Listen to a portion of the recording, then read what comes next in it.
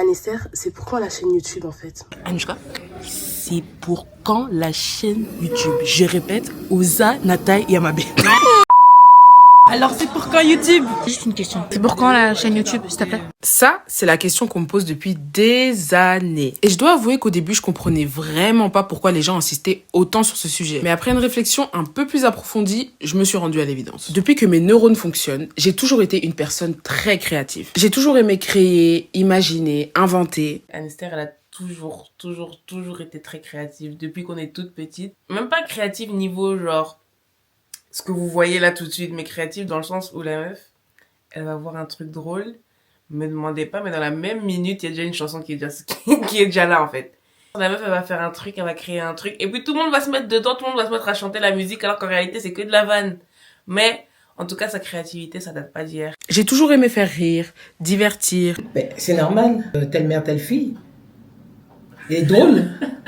Et c'est normal, elle tient ça de moi. Elle est drôle, elle tient de moi. Elle peut tout dire, elle tient de moi. Voilà.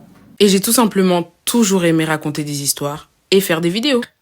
Je me rappelle encore les vidéos qu'on faisait là. Vous voyez, à l'époque, c'était que les Android qu'ils avaient. Quand tu pouvais mettre pause à la vidéo puis recommencer, faire des scénarios et tout. Non, c'était une dinguerie. La sœur Anester, c'est une personne créative, mais à souhait. Elle s'arrête jamais. Et pour être totalement honnête avec vous, je pense que la moi de 11 ans n'est absolument pas surprise qu'on se retrouve ici aujourd'hui. Elle doit d'ailleurs sûrement se dire, il était temps ma chère. Donc disons qu'on se retrouve ici aujourd'hui en l'honneur de la Anester de 11 ans. Bon, et aussi la chaîne YouTube, c'était sur ma liste des choses à faire en 2025. Et on est littéralement le 21 décembre, donc il reste vraiment 10 jours. Donc les amis, si vous avez des résolutions de 2025 qui ne sont toujours pas accomplies, il vous reste 10 jours qui ne sont absolument pas négligeables. Ceci étant dit, je vous souhaite la bienvenue sur ma chaîne YouTube. Non, sincèrement, je suis hyper contente de faire cette vidéo. Et surtout, je pense que... il était temps, en fait. Ma chérie, il était vraiment temps. Je sais... Merci. Bon, c'est ma toute première vidéo sur YouTube. Je sais qu'il y a certaines personnes qui me connaissent dans la vraie vie, certaines personnes qui me suivent sur TikTok. Et je n'ai jamais pris le temps de me présenter. Jamais. Du coup, j'ai demandé à Ketia et Keila de me poser des questions. Donc, on part sur une sorte de FAQ. En fait, rentrons dans le vif du sujet parce qu'on n'a pas le temps. La vidéo, elle doit pas durer 2 jours. Merci. Tu es qui d'abord et quel âge as-tu? Alors, je m'appelle Anester et j'ai 21 ans. Anester, c'est mon prénom de naissance. Anouchka, c'est un surnom. Anester, c'est mon prénom entier. Merci. Pourquoi avoir choisi Londres pour tes études? Alors, faut savoir que depuis que je suis petite, j'ai toujours voulu faire mes études en anglais. Et au début, je voulais aller aux États-Unis. Grandissant, les États-Unis, ça m'intéressait plus trop. Donc, j'ai décidé finalement d'aller à Londres. Je considérais réellement ça comme un investissement sur le long terme parce que premièrement, ça me permettait d'être vraiment hyper fluide en anglais. Deuxièmement, par rapport à des opportunités futures, je sais que ça m'ouvrait pas mal de portes d'avoir un diplôme anglo-saxon. Qu'est-ce que vivre à l'étranger seul t'a appris? Ça m'a appris que avoir une relation solide avec Dieu et une discipline sans faille, c'est vraiment un combo gagnant dans tout, mais vraiment dans tout. En fait, dans la vie en général, c'est un combo gagnant. Et je me suis aussi rendu compte que j'étais une très bonne amie pour moi-même. Vraiment, j'aime énormément ma compagnie. En fait, en toute humilité. Non, mais vraiment toute humilité. J'aurais vraiment aimé me rencontrer de l'extérieur. Ne pas être moi et me rencontrer moi. Merci. Tu parles combien de langues? Alors, partons du principe qu'il est possible de parler différentes langues à différents niveaux. Donc, si on englobe toutes les langues que je parle à différents niveaux, j'en parle 8. Il y a 4 langues que je maîtrise très bien. Donc, premièrement, je parle français. Le français, c'est ma langue maternelle. Je suis née, j'ai grandi en Belgique. C'est la première langue que j'ai parlé. Nalobakape lingala. Parce que ma parent nanga baza congolais. Et tango nazalaki muke, maman nanga azalaki koloba lingala tango nyoso nandaku. Donc, en fait, c'est comme si nayekoli vraiment lingala te. Ezalaki namutu nanga depuis toujours. Ça penza na souvenir précis te, ou je sais pas, nazo yekola lingala, vraiment nayekoli angote, je sais pas. I also speak English. I have been introduced to English first at school, and then I moved to the UK, which actually helped me let's say, enhance my English. I obviously study in London, so I do everything in English. I go to Lidl in English, do you get me? I study in English. I do every assignment in English. I go to the gym in English. I go to the toilet in English. I do everything in English. And that's part of the reason why there's a lot of people that always tell me that I have kind of like a British accent, which is more like a London accent, I think. But for me, I don't know, maybe it's just me, but like for me, when I speak English, it's really obvious that English is not my first language. It's maybe because I'm the one speaking, so I'm hearing myself. So it's maybe the reason why I think like that. Y hablo español también. Aprendí español hace unos meses, así que no hace mucho tiempo que hablo español. Pero uso este idioma literalmente todos los días porque sigo aprendiendo. Y yo sé que a veces la gente dice que tengo un acento como que dominicano y un poquito boricua. No sé, en verdad no sé, pero me encanta el español. De verdad, es como que ese idioma funciona conmigo, con mi personalidad, con todo. I don't know. I love it. Ik spreek een beetje Nederlands. En fait, le néerlandais, je le comprends vraiment beaucoup plus que je le parle. Mais beaucoup plus. Vraiment parler, je dirais que je parle le néerlandais à 3% et que je comprends vraiment 79%. Disons 79%. Parce que j'ai fait du néerlandais à l'école. J'ai fait, je pense... 3 ans. 2 ans, 3 ans, il me semble.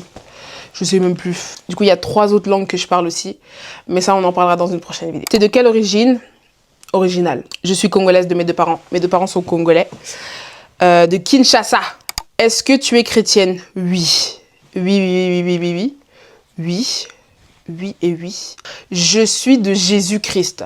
Pratiquante, servante de Dieu. Vraiment, je ne rigole pas. Je suis vraiment chrétien.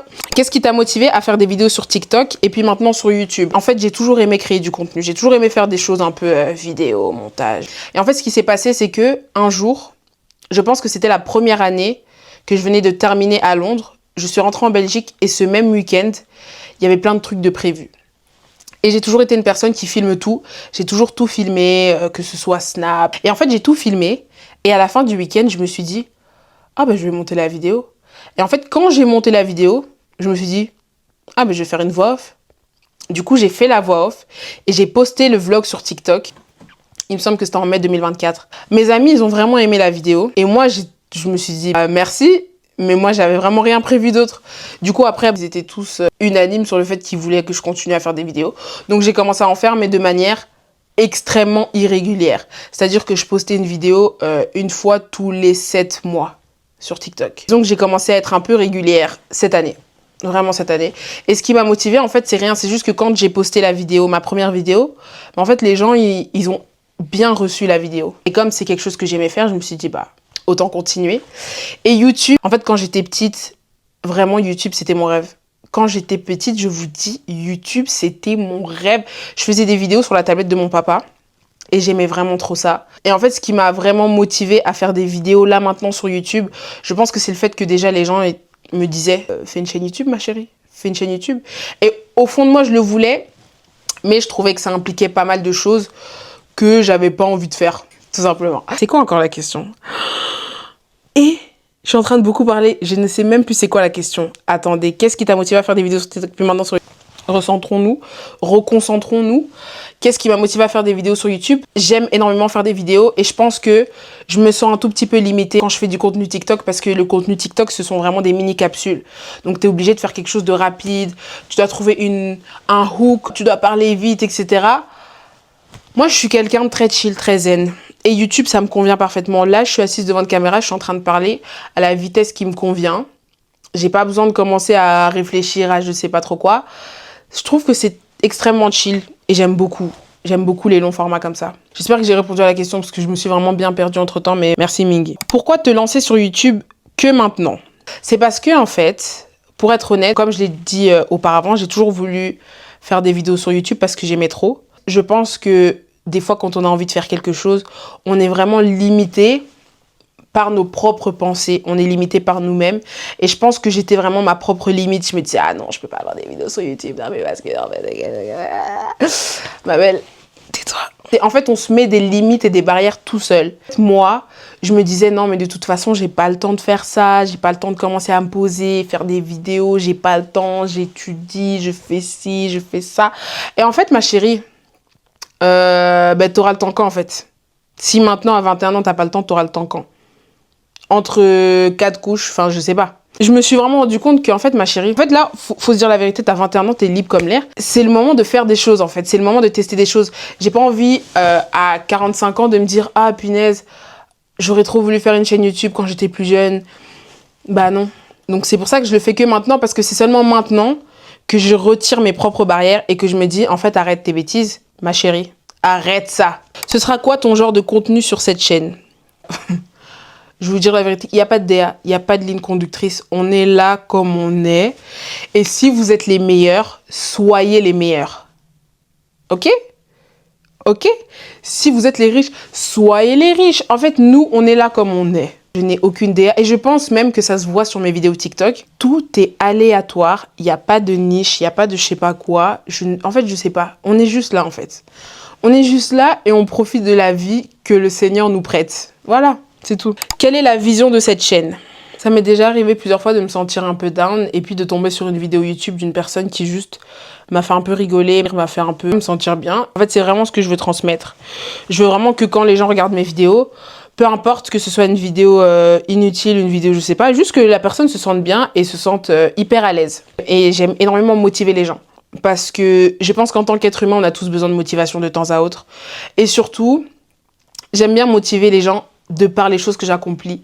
Parce que je pars du principe que je suis une personne lambda. Je sais que des fois, quand je fais certaines choses, les gens se disent « Ah, mais punaise, comment elle a fait et tout, mais c'est pas possible, mais elle est trop forte. » Mais en fait, non. J'ai juste fait quelque chose que tout le monde ne fait pas, mais c'est quelque chose que tout le monde peut faire. Et moi, j'aime bien ce côté, je vous partage ce que j'ai appris, mes découvertes, ce que j'ai fait et comment je l'ai fait pour vous motiver à faire de même. Comme par exemple, quand j'ai fait ma vidéo sur TikTok sur l'espagnol, c'était pas une vidéo pour show off ou genre dire ouais, parce qu'en fait, moi, je suis trop forte. Non, c'était surtout une vidéo pour attiser une certaine niaque chez les gens et que les gens se disent ah, punaise, elle a fait ça, mais moi aussi, je peux le faire. Mais oui, parce que tu peux le faire. Tu peux clairement le faire. Cette chaîne, c'est un peu une sorte de safe place et de motivational thing. Merci beaucoup. Alors, quel est le contenu que tu as le plus hâte de partager? J'en ai aucune idée. Zéro. Je suis une personne qui a des centres d'intérêt extrêmement variés. Je m'intéresse à tout et n'importe quoi. Je me réveille un matin et je décide d'apprendre une langue. Je me réveille un matin, je décide d'apprendre une compétence. J'ai oublié la question. En fait, je parle beaucoup. Je dis des trucs, on sait même pas ce que tu racontes, ma chérie. Quel est le contenu que j'ai le plus hâte de partager? En fait, je suis une personne extrêmement spontanée. Ça veut dire que le contenu que je vais faire dans un mois, je sais même pas c'est quoi. Vous-même, vous savez pas et moi non plus. Donc, je suis très spontanée. Je sais pas du tout ce que j'ai hâte de partager parce que je ne sais même pas ce que je vais partager. Vraiment pour être 100% honnête. Voilà, parce que je pense qu'on est une famille, on peut se dire les choses. Est-ce que tu doutes parfois de ton contenu? Honnêtement, non. Pour la simple et bonne raison que je fais du contenu que j'aime. Je sais qu'il y a des personnes qui font le contenu que les gens vont aimer. Sauf que moi, je fais totalement l'inverse, en fait. Je fais d'abord du contenu que moi, j'aime. Et ensuite, je le partage. Donc non, je ne doute pas de mon contenu. Parce que le contenu que je fais, je sais très bien que si j'étais tombée sur ce contenu-là, je l'aurais regardé. Je sais très bien qu'en faisant du contenu comme ça, eh ben, ça va toucher des gens qui sont comme moi. Je fais ce que j'aime. Et pas ce que les gens aiment. Je fais ce que moi, je veux. Parce qu'en fait, si je faisais ça, qu'est-ce que ça fait de moi? Une esclave. Et je ne suis pas... Je ne suis plus... En fait... Bref, merci. Moi, j'ai cette fâcheuse manie congolaise de dire merci tout le temps. Pour répondre vraiment à la question, je ne doute pas de mon contenu. La seule chose que je peux douter, c'est la manière dont les gens vont recevoir mon contenu. Est-ce que les gens ils vont recevoir ça de cette manière-là? Est-ce qu'ils vont recevoir ça de la manière dont je veux le transmettre? Ça, c'est quelque chose qui me fait douter, mais le contenu en lui-même, jamais. Selon toi, quelles sont les 3 choses essentielles pour être sur les réseaux sociaux? Une personnalité, un truc qui filme et du wifi. C'est tout. Franchement, aujourd'hui, tout le monde peut être sur les réseaux sociaux. Et je pense que des créateurs de contenu, il y en a une panoplie. J'ai vraiment énormément de créateurs de contenu. Mais je pense que la seule chose qui fait la différence entre un créateur et un autre, c'est sa personnalité. On peut tous faire le même contenu, les day in the life, il y a qui fait pas ça en fait. Même le voisin d'à côté, Catherine, elle fait ça aussi. Le prof de maths aussi fait des day in the life. Tout le monde fait des trucs comme ça, mais c'est la personnalité qui va donner un peu de goût. Merci. C'est la fin de cette vidéo. J'espère que cette vidéo vous a plu. N'hésitez pas à s'abonner sur votre chaîne. S'abonnez-vous sur votre chaîne. Abonnez-vous. Écoutez, je vous fais des gros bisous et on se voit très vite pour la prochaine vidéo.